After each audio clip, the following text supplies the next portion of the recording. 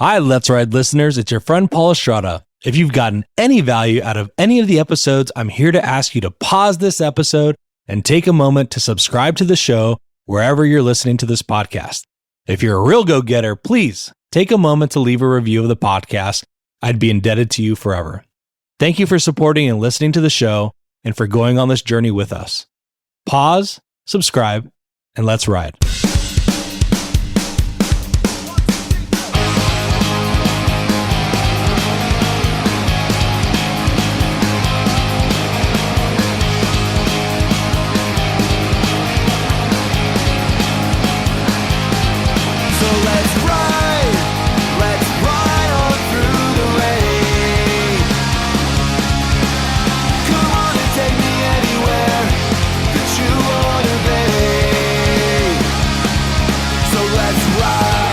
What's up, everybody? It's Friday evening, and I've been thinking about doing a solo episode for some time, but I just kept putting it off. I don't know why exactly. I think, just enjoying having the guests that I've been having, and also just not really sure who wants to hear what I have to say about anything, to be honest. But I figured I'd at least spend a couple minutes explaining, why I started this podcast to begin with, what I'm hoping to get out of it, what I hope to be able to offer to those people that have taken the time to listen so far. But basically, being a dad, we talk about Adrian. He's the one that shows up on the beginning of every episode. That's my oldest son, 6 years old, going on 7 here in July. I have a 4-year-old son named Damien, who I'm sure will be a guest on this podcast in the near future. And just, I know if you're a parent, you've sat around maybe driving in the car, and your kids start asking you questions about this, that, and the other. And they're usually really interesting questions. And then, it leads up with a follow-up question. Why? But why? But why? Those conversations are fun. They can be frustrating sometimes. But I thought to myself, this is something that I would love to capture because I enjoy it so much in the moment. I'm, typically driving but I want to memorialize some of this stuff. And also just, I'm sure a lot of the questions that my kids have are the same questions that other parents are facing and other kids are asking these questions. And so if I could provide some sort of forum to be able to help us all learn something along the way, that's kind of what I, would try to do. And that's it. And so that's kind of how this started. And the other big piece of this being, I think growing up, I've always had tremendous resources. My parents put me through great schools. I never wanted or needed for anything. I had all the things that I needed to be successful. I come from a family with a number of entrepreneurs, with some that have been, again, very successful. And so I've had just great examples to learn from.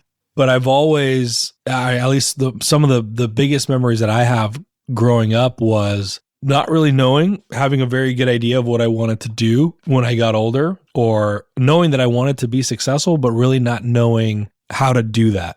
And now fast forward, and I'm going to be turning 40 years old this year. I've learned quite a few things, maybe have some insights or tidbits of wisdom. I would say that the trajectory or the way things turned out are not necessarily the exact way that I envisioned it. I think in terms of where I've gotten to from a career perspective, from a financial perspective, I've exceeded my expectations there. But the way I got there was not at all how I envisioned it or planned. And I think that may be true for others. I recall envying people that when I was younger in high school and college, and they seem to have it all kind of figured out. Like, I'm going to do this for a career. I'm going to do that for a career. And, they just are very resolute in how they were going to approach things. And I was just never that way. So much so that, and I told this story when I was talking to Tom Guzman, the school custodian, I think it's episode 3, where I was fascinated by this idea of how to make money and how to make a successful career, but I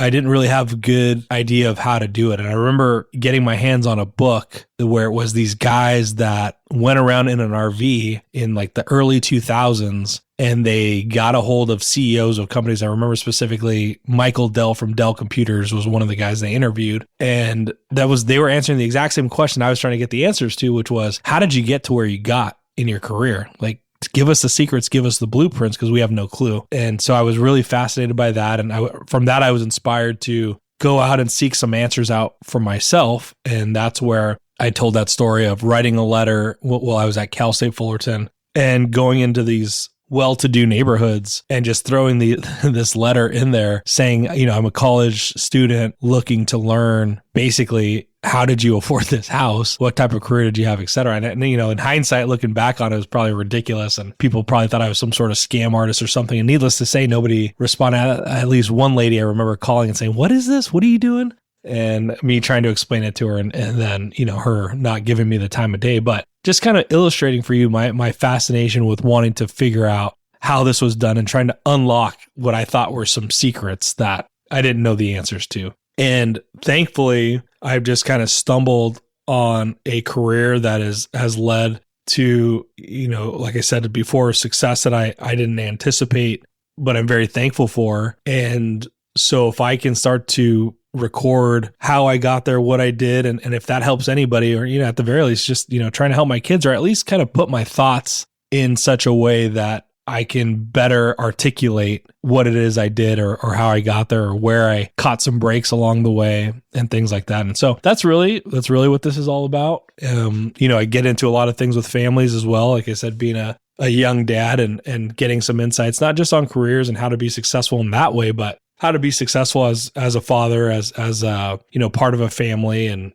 just the whole, not just career, but just as a whole person, just to have a successful life in general. And so it's been a lot of fun. I'm going to keep it up as long as I can. It's a lot more work than I anticipated, and like I've talked about before, I've got a full-time job that is my main priority. I've got the family that is my main priority. I've got baseball practice, that's a priority, and work to do around the house constantly, that's a priority. But this is something that I enjoy. It's a hobby for now, and something that I'm going to continue to do as long as, people are getting something out of it. And, we're small now, but it's just really nice to get text messages and phone calls or when I see somebody in person say, "Hey, I listened to that last episode and, I got this little piece of information out of it." And, that's why I'm doing this, and that's what excites me. And so I'm thankful to those of you that have decided to support the podcast and what we're doing, and thankful for you all to be here. So I thought, rather than interviewing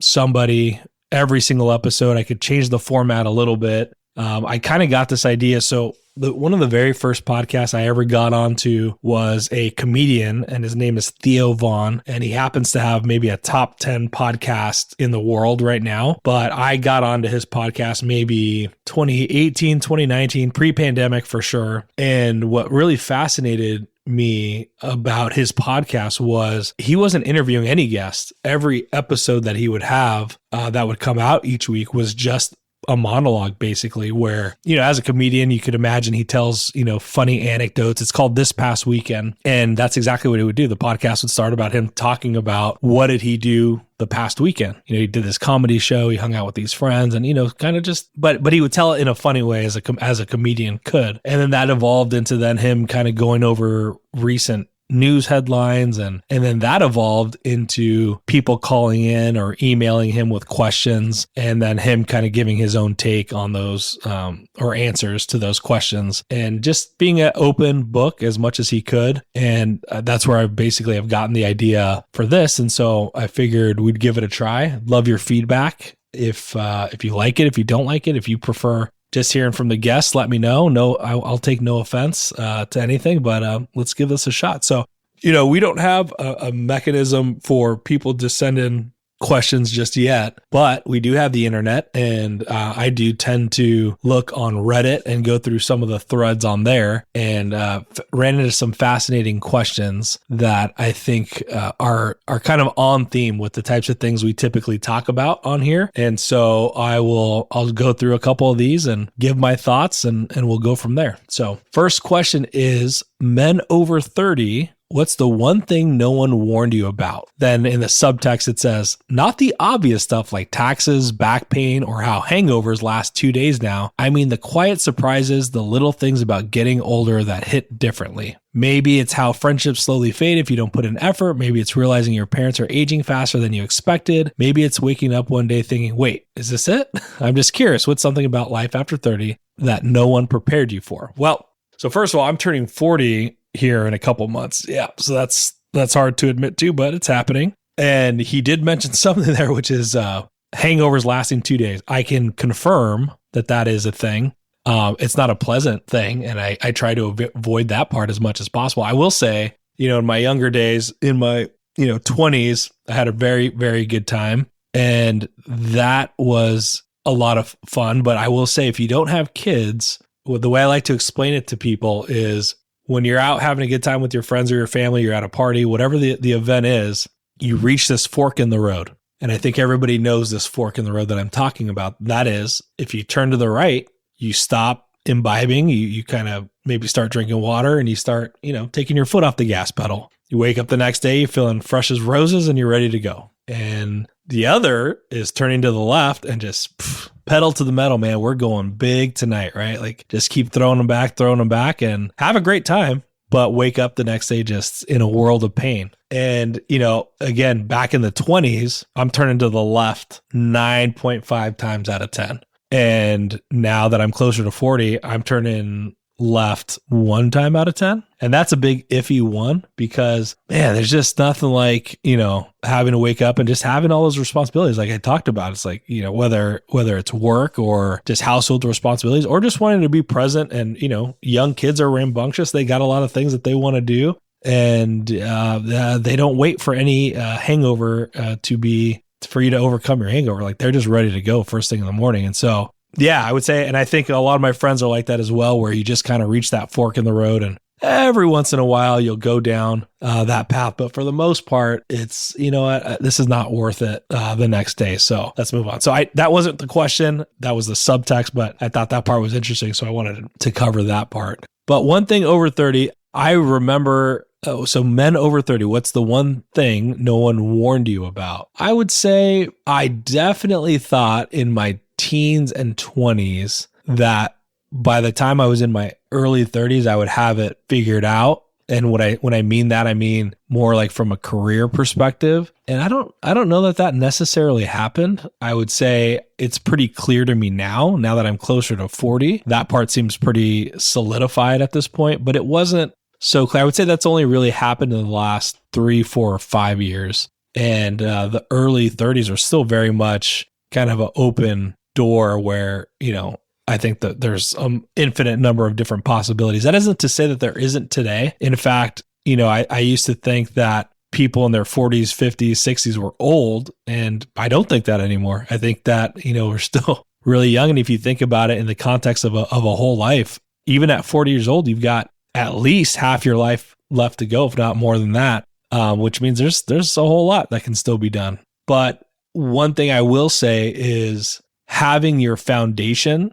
set can be greatly accelerated if you focused on doing that in your 20s. It's not impossible if you do it into your 30s and 40s and so on, but it gives you a massive head start if you start doing that in your 20s. So that means getting good at saving money, getting good at putting your money to work and learning a little bit about investing and putting your money into the market and starting to have your money grow. The power of compound interest is ridiculous. In fact, so one way I know I'm getting older is I have a compound interest calculator as one of the shortcuts on my phone. And one of my favorite party tricks to do is when I'm talking to, a young, teenager, early 20 something, I love, busting out that calculator and saying, hey, if you took $2,000 and you let it sit in an account for 20, 30, 40 years at 12% interest rate, that will turn into blah, blah, blah, X number of dollars. Isn't that cool? You should do that. You should think about doing that.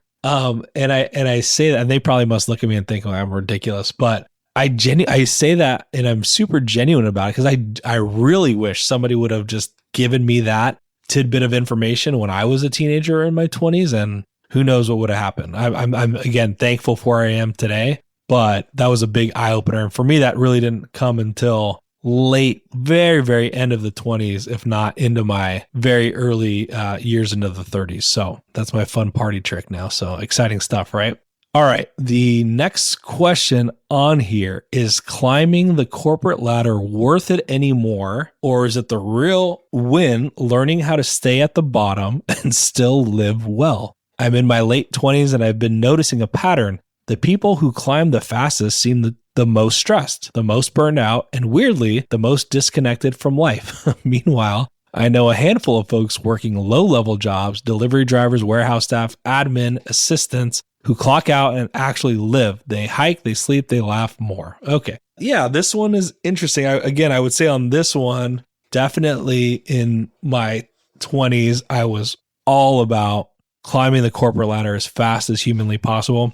That's kind of hilarious for those that have known me because I grew up, especially in my teen years, being really into punk rock music. And for those of you that know anything about punk rock music, it's kind of hey, we're against the man, against the system. We go against the grain, and it's the complete opposite of, wearing a polo and climbing the corporate ladder. And so I think 15, 16, 17, 18-year-old Paul is looking at 39-year-old Paul saying like, what the heck happened to you?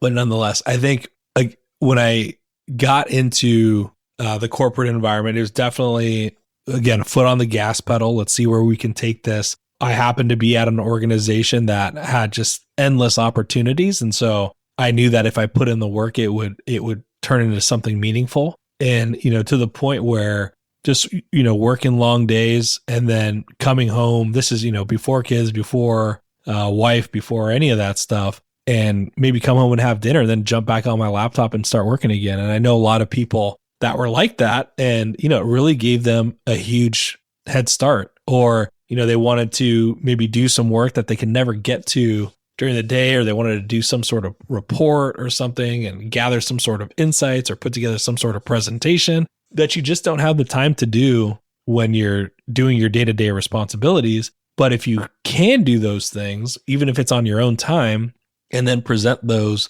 at your organization, that's where you start really demonstrating value. And that's where, really good things can happen. In terms of the burnout and the stress, I think there's definitely a degree of that. I'm sure there's many people who feel that way. I think the key to that part is being at an organization that values you and not just looking at you as a number or just non-human, right? Just somebody that like labor, somebody that's an employee that's just doing something, versus finding a company that really will invest in your growth and your development. Yeah, the work could be challenging and difficult, but if you've got good leaders and managers above you, it can be manageable and you can have good work-life balance. So, it would not be me if I did not throw in some sort of corporate conversation in there. So that's it. But that's it. I'm not going to throw another one of those in there, right? Okay. And so then the next one I have here is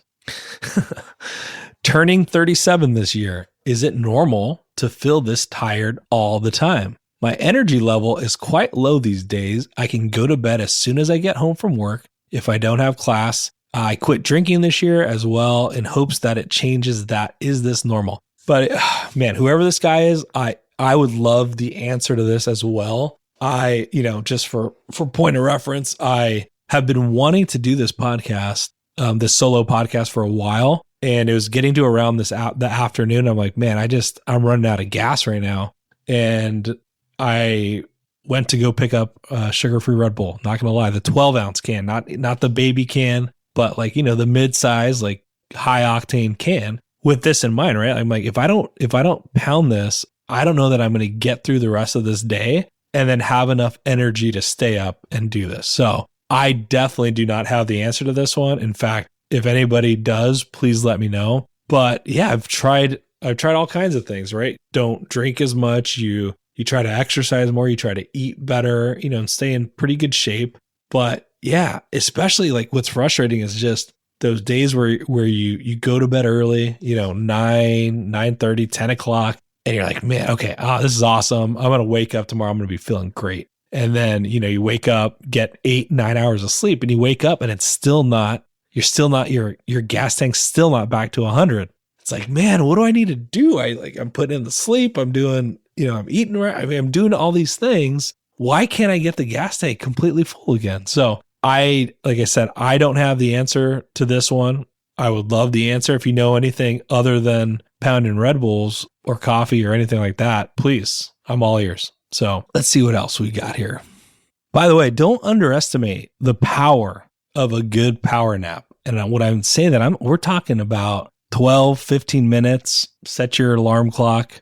Sometimes just one of those that's all it takes. Just a quick reset and, back on. And that reminds me a lot of my grandpa, Alex, who he was a big napper, right? But he was also the guy that woke up. We joked around, but it was true. He would be sitting out on the porch waiting for the newspaper to show up. So think about that, right? I mean, maybe 4:35 a.m. and he's the one waiting on the newspaper guy. So he was up early, out and about doing his thing. But, so by 11, 12 o'clock, he's clocked a full day basically. And, I'd come home from school and my grandma would watch us a lot. And he had a recliner in his room, and he'd have, John Wayne, old Westerns on the TV, like loud as hell too, by the way. Like, we're not talking just like, I am trying to take a nap. Let me put the volume down. It was like, pew, pew, pew, pew, pew, like loud explosions, all these things happening, like on super high volume. This guy is sleeping like a baby. And that was an indicator. The guy put in some work, so much so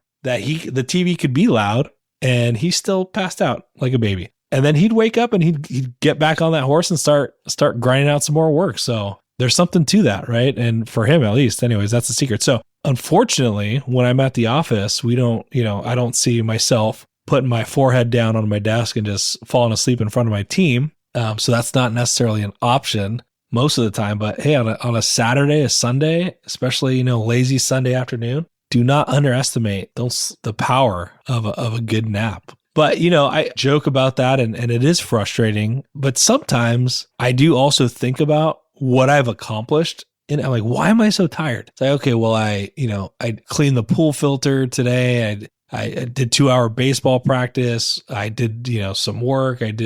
Worked on the podcast. I made dinner. I did, right. And you start listing all the things that you did. It's like, okay, well, yeah, that was a lot of stuff. And so maybe that you're going to be tired if you're doing a lot of things. So I guess also giving yourself a little bit of grace to that end. Like, I think for a lot of people out there are really ambitious go-getters that want to accomplish a lot, and you are, and that makes you tired. And so, yeah, but I don't have an answer.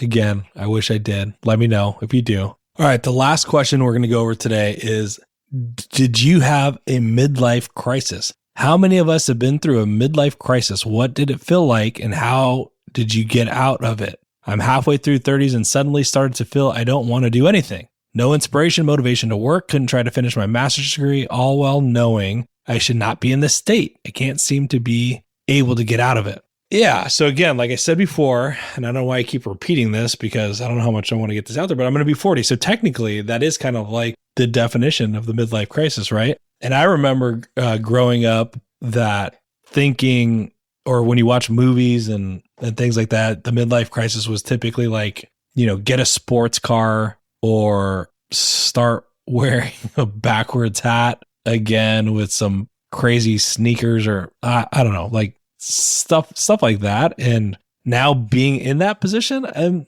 you could ask people around me, but I'm going to say, I don't know that I'm having or will have a midlife crisis, at least not in the near future, unless you consider starting this podcast a midlife crisis, which, I guess I started this a couple months ago.